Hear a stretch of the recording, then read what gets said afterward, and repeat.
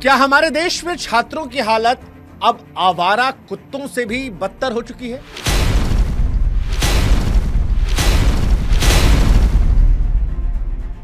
देखिए, हो सकता है कि पहली नजर में यह तुलना आपको बेमानी लगे, लेकिन अगर इंसाफ के दृष्टिकोण से आप देखेंगे, अगर दर्द शिकायत के दृष्टिकोण से आप देखेंगे, तो जो सच हम कहने जा रहे हैं वो सच आपके कानों को चुभ सकता है।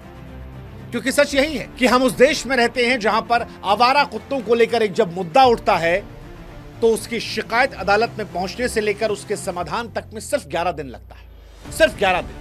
लेकिन दूसरी तरफ हमारे देश के लाखों युवा, वो युवा जिन्हें हम राष्ट्र का भविष्य कहते हैं, जो अपने हक, अपने रोजगार, अपने सपनों के लिए एग्जाम से पहले सड़कों पर उतरकर प्रदर्शन कर रहे हैं, जिन्हें तैयारी करना था किताब कॉपी पेन लेकर, वो हाथ में तख्तियां लेकर अपनी शिकायतों को दोहरा रहे, इंसाफ मांग रहे हैं। उनकी 2 महीने बाद भी न सुनवाई होती है, न जवाबदेही होती है, बल्कि उन पर लाठियां बरसाई जाती, लाठियां बरसाई जाती। साहब, जिनकी आवाज को सुनना था, उनके प्रोटेस्ट को तोड़ने में सारा जोर लगा दिया जाता है। और इसीलिए आज हमारे मन में यह सवाल आ रहा है कि क्या इस देश में छात्रों की हैसियत जो है वो सड़क के आवारा कुत्तों से बदतर हो गई है?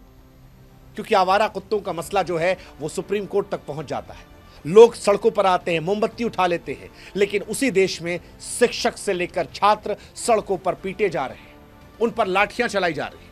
वो लाठियां जो आज सिर्फ लकड़ी या लोहे की नहीं लगती, बल्कि लगता है एक डरपोक, लापरवाह, उदासीन सिस्टम की निशानी। ये उस व्यवस्था का प्रतीक लगती हैं जो युवाओं की पुकार को अनसुना करती है, जो उनके मेहनत, उनके संघर्ष, उनके हक को दरकिनार करती है। और आज इसीलिए हम ये सवाल पूछ रहे हैं कि क्या हमारा सिस्टम इतना ज्यादा कमजोर हो चुका है कि वो कुत्तों के दर्द को समझ लेता है, लेकिन देश के युवाओं की आवाज को सुनने की हिम्मत नहीं रखता?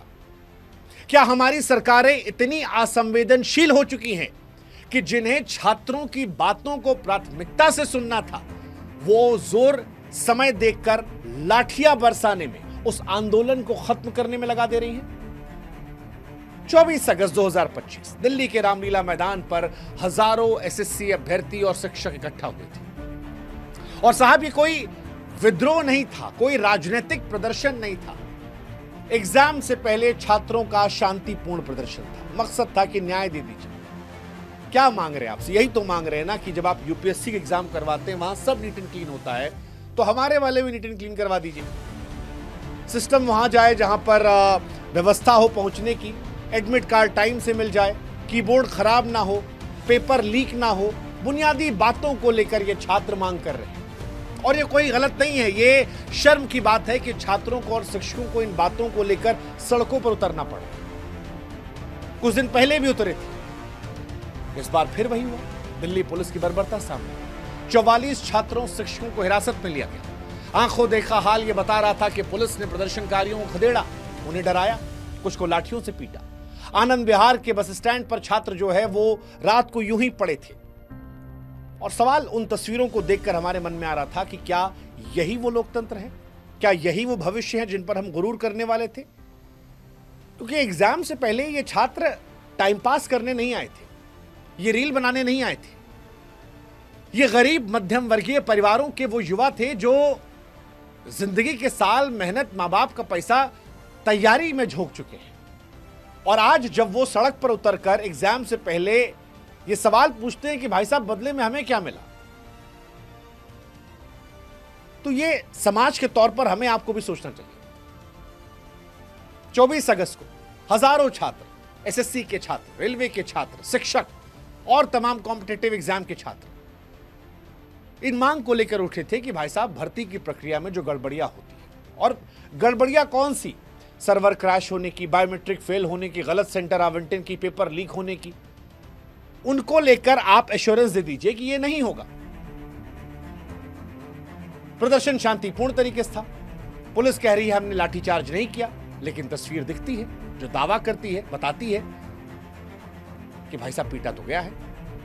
पुलिस लॉजिक दे रही है कि हमने बच्चों से कहा था कि शाम 5 बजे तक मैदान छोड़ दीजिए, उसके बाद हिरासत में लिया गया।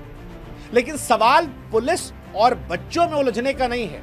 सवाल यह है कि जिसने पुलिस को यह कहा कि जाओ उन बच्चों को हिरासत में लो, क्या वो इस बात पर जोर लगाने की बजाय कि 5 बजे कांटा गिर गया, अब बच्चे जाएं, बच्चों की समस्याओं को सॉल्व करने में वो जोर नहीं लगा सकते थे? क्या वो ये नहीं समझ सकते थे कि ये बच्चे ही हैं जो आगे आने वाले समय में आपको देश को चलाएंगे? और इन बच्चों को इस वक्त एग्जाम की तैयारी करना चाहिए, पढ़ना चाहिए, सड़क पर प्रदर्शन नहीं करना चाहिए। पुलिस वाले वीडियो में धक्का मारते, खींचते दिखाई पड़ रहे हैं। और इसीलिए बार बार मेरे मन में यह सवाल आ रहा है कि क्या यह हमारे लोकतंत्र की वो दुर्भाग्यपूर्ण तस्वीर है जिस पे हमें शर्मिंदा होना चाहिए? सच कहें तो एसएससी जो है आज एक टूटा हुआ सिस्टम है। लाखों युवाओं के सपनों को लाठियों, भ्रष्टाचार और लापरवाही से कुचलने वाला सिस्टम। एक तरफ यूपीएससी देखिए, यूपीएससी की पारदर्शिता जो है, उसकी अनुशासन, उसकी जवाबदेही आज एसएससी के लिए सबक है और एसएससी सीखने को तैयार नहीं है। यूपीएससी में क्योंकि टॉप के अधिकारी निकलते हैं जो सरकार को चलाते हैं, सिस्टम को चलाते हैं, इसलिए वहां पर जो शिकायतें एसएससी में आती हैं वो नहीं वहां मिलती। लेकिन एसएससी सीखने को नहीं तैयार है और इसीलिए आज हमें बड़े भारी मन से कहना पड़ रहा है कि एक सड़ा हुआ, टूटा हुआ सिस्टम है जो बच्चों के सपनों को तोड़ रहा है। 24 अगस्त को भी यही हुआ और जो कुछ हुआ वो सिर्फ एक दिन की कहानी नहीं थी। ये उस सिस्टम की कहानी है जो कुत्तों के दर्द पर 10 दिन में सुनवाई कर लेती है लेकिन लाखों युवाओं की चीख पर खामोश रहती है। 30 लाख अभ्यर्थी हैं जो एसएससी सीजीएल 2025 में हिस्सा लेंगे, लेकिन अगर यही हाल रहा तो सवाल फिर यही कि क्या ये कहानी फिर दोहरा जाएगी? सरकार को चाहिए कि वो लाठियां चलाने के बजाय इन मांगों को सुने, एडुकेटी जैसे वेंडरों को हटा दे, पारदर्शी जांच करे, ऐसी व्यवस्था बनाए जो छात्रों के हक की हो, ना कि पैसा कमाने के लिए सिस्टम या सिस्टम से जुड़े लोगों के हक की हो। और ये इसलिए उठ रहा है क्योंकि गड़बड़ियां, भ्रष्टाचार, लापरवाही आई है। ये हमने पहले भी कहा था। जुलाई अगस्त 2025 में एसएससी सिलेक्शन पोस्ट फेज 13 की परीक्षा में 5 लाख अभ्यर्थियों ने हिस्सा लिया था। शिकायतें वहां पर आई थी। किसी को सेंटर अंडमान निकोबार मिल रहा था, बेतुके सेंटर जो है दे दिए गए थे कि जयपुर से अंडमान जाइए। 29 अगस्त को 2500 के लिए दोबारा परीक्षा की बात कही गई, लेकिन ये शिकायतों की तुलना में बूंद के बराबर थी। छात्र बार बार कह रहे थे कि भाई साहब, टाइम पास नहीं करने आए हम, गरीब घर के लोग हम हैं, सैकड़ों किलोमीटर यात्रा करते, कर्ज लेकर कोचिंग की फीस भरते हैं और दिल्ली के, बिहार के या यूपी के लड़के को अगर आप अंडमान निकोबार भेज दोगे कैसे जाएगा? कर्जा लेकर वो एग्जाम देने आता है और जब परीक्षा सेंटर पहुंचे पता लगा सिस्टम खराब है, कीबोर्ड काम नहीं कर रहा, माउस काम नहीं कर रहा, सर्वर जो है गड़बड़ हो गया है, सेम पेपर बाद में रिपीट हो गया है। ये बच्चों को तोड़ने वाली बात है। तकनीकी खामियां देकर आप बच सकते हैं, लेकिन जिस पर यह बीती है ये उस इंसान को तोड़ सकती है, उसकी मेहनत को तोड़ सकती है, उसके पैसे को डुबा सकती है, इंसान को खत्म कर सकती है। बार बार की गड़बड़ियां, अनिश्चितताओं ने छात्रों में डिप्रेशन, हताशा को जन्म दे दिया है। कोई लिख रहा है कि शादी टूट गई, किसी को डिप्रेशन हुआ है, नौकरी नहीं मिली, किसी के परिवार में कोई बीमार बैठा, उसका आखिरी अटेम्प्ट था। आपकी लापरवाहियों ने उनके भविष्य को संकट में ला दिया। एसएससी की नौकरियां इन युवाओं और उनके परिवारों की आर्थिक स्थिरता का आधार है और इन गड़बड़ियों ने लाखों के सपनों को दूर किया है। और बार बार हम कह रहे हैं कि कुत्तों के विषय में जब हमने सुप्रीम कोर्ट की सक्रियता को देखा, लोगों की सक्रियता को देखा, 10 दिन के अंदर एक मामले की सुनवाई हो गई, हीरो हीरोइन सब उस पर बोलने लगे। आप सवाल यह है कि बच्चों को लेकर यह आवाज क्यों नहीं उठाते हैं? आप पशु कल्याण की बात कीजिए, ठीक है, अच्छी बात है, हमारी भी मोहब्बत है, लेकिन जब पशु कल्याण पर व्यवस्थाओं को तुरंत सक्रिय कर दिया जाता है तो उसी देश में लाखों एसएससी अभ्यर्थियों के भविष्य की बात पर उनकी आवाज को क्यों दबा दिया जाता है? क्यों लाठियां चला दी जाती है? यह विडंबना नहीं है, यह सिस्टम की प्राथमिकताओं का खुला हुआ प्रदर्शन है, जहां पर पशुओं को भी हमारे देश के बच्चों के ऊपर प्राथमिकता दी जा रही है। और यह दुर्भाग्यपूर्ण है, पेनफुल, क्योंकि छात्र कोई गलत मांग नहीं कर रहे थे। बेसिक मांग थी कि सही सलीके से एग्जाम हो जाए, उनका भविष्य ना छटके, वो परेशान रहा। पारदर्शी एग्जाम, एक स्वतंत्र आयोग बन जाए जो शिकायतों का समाधान कर दे, जो कुछ हो वो भरोसा दे दे कि एग्जाम सही से हो, स्वतंत्र ऑडिट किया जाए भर्ती प्रक्रिया को, भ्रष्टाचार ना हो, लापरवाही ना हो, लेकिन हो रहा है।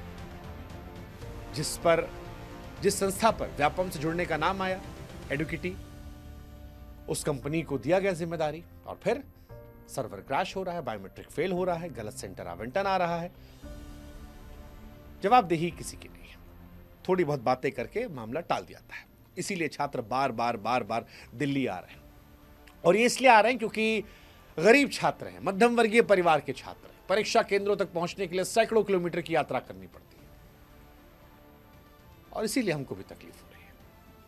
24 अगस्त 2025 को जो कुछ हुआ वो सिर्फ एसएससी, रेलवे या कॉम्पिटिटिव एग्जाम को लेकर प्रोटेस्ट का प्रदर्शन नहीं था। एक जागरूक युवा वर्ग का गुस्सा था जो लापरवाही, भ्रष्टाचार के खिलाफ खड़ा हुआ। सरकार को चाहिए कि लाठियां चलाने की बजाय छात्रों की बात सुनी जाए। वो वेंडर जिन पर संशय है उनको हटाया जाए, पारदर्शी जांच की जाए, एक ऐसी व्यवस्था बनाई जाए जो छात्रों के हक की रक्षा करे।